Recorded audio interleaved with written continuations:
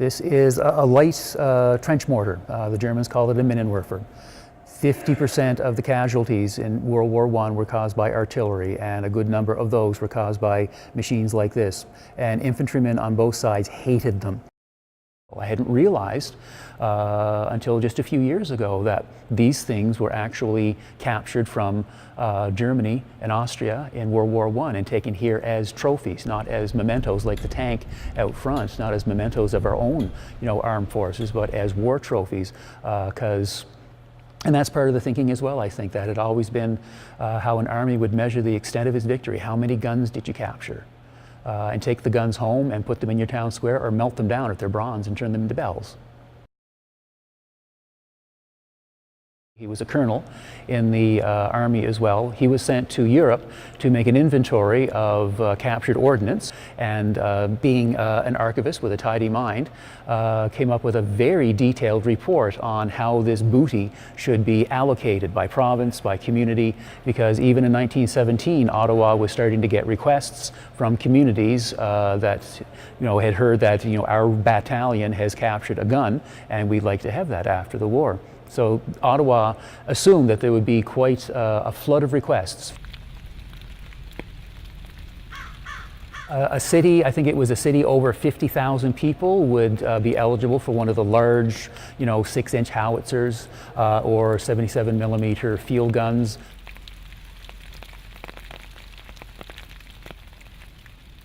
Prince Edward Island, I think we were entitled to get 8 field guns, or 8 large artillery pieces, even though we didn't have a single city over 50,000, but we were allocated, I think, with 8 artillery pieces and a couple of dozen, trench mortars, and about 30 or 40 Maxim guns, and they were allocated out from cities like Charlottetown to little villages like Mount Stewart.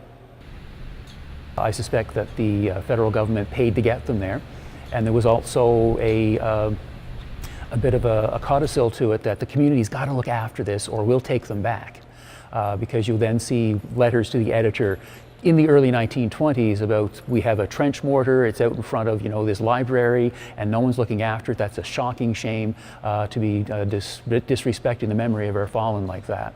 And this trench mortar was allocated to Mount Stewart, just up the river here from Charlottetown, and for the better part of 85 years it stood in front of a little war memorial in the People's Cemetery in Mount Stewart. And it was in the last 5 years or so that the museum here took it in, did some repairs, and asked if they could keep it on display out of the weather.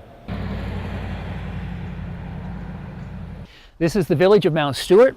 And in 1920, Mount Stewart was eligible to get a field piece, a field gun, and a trench mortar.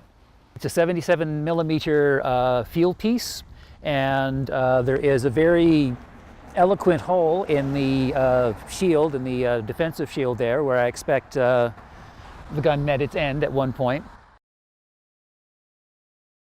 At the time, this was going to be the war that ends war. So these were seen at the time, I think, that every community is going to want to have a piece of this now forgotten history, because we're never going to have a war like this again, right? So everyone's going to want a trophy from the last war that we won, and that these would be the war memorials. The communities obviously had a different take on it, because even as these things are being allocated to go to libraries and town halls and such, communities are raising funds to put up the kind of war memorials that we now consider the war memorial: the cenotaphs, the statue, the bronze statue, the marble ones that are the focal point of every Remembrance Day ceremony. But that, I don't think, was in the thinking in Ottawa when they were collecting these war trophies and allocating them out. As a museum person, I think it's amazing that as many of them still survive as do, because a large artillery piece, that's going to survive a lot of weather. But something like that, even a trench mortar out in the weather for 85 years, is going to start to get pretty fragile. Most of this stuff got recycled in World War II as scrap metal, when, in this kind of like a delicious irony, at least seen at the time, ordnance that was captured from Germany in World War I was scooped up by scrap metal drives and then turned into munitions to fire back at Germany in World War II. And that's where most of these World War I war trophy monuments ended up, in scrap drives in World War II.